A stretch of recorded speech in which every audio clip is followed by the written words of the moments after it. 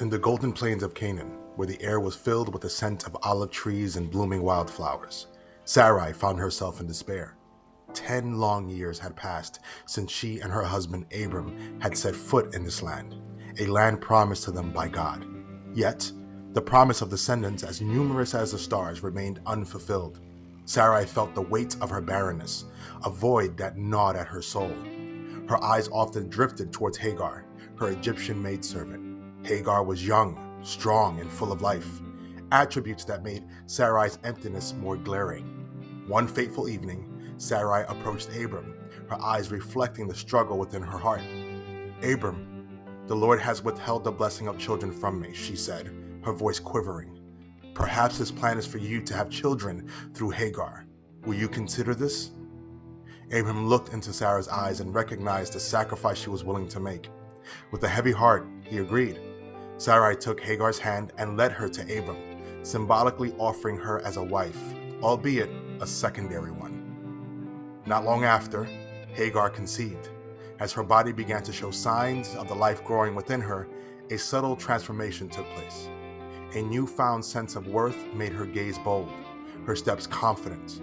But that very confidence ignited a spark of resentment in Sarai, churning the atmosphere in their household tense and brittle. One day, unable to bear the emotional upheaval, Sarai confronted Abram. "The audacity of Hagar is my fault, yet it is a burden that falls upon both of us. May the Lord judge between you and me." Abram sighed.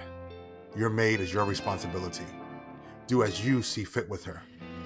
Sarai's treatment of Hagar became harsh, bordering on unbearable. Feeling concerned and demeaned, Hagar fled, seeking refuge in the wilderness. As Hagar sat by a spring of water, her tears mingling with its cool flow, an angel of the Lord appeared before her. "Hagar, servant of Sarai, where are you coming from and where will you go?" "I am running away from Sarai, my mistress," Hagar replied, her voice tinged with despair. The angel's voice was gentle yet firm. "Return to Sarai and submit to her. But know this, your descendants will be innumerable. You are carrying a son, and you shall name him Ishmael, for the Lord has heard your cries." Hagar's eyes widened. For the first time she felt seen, truly seen, by the eyes of God. She returned to Abram and Sarai, carrying in her womb not just a child, but a legacy.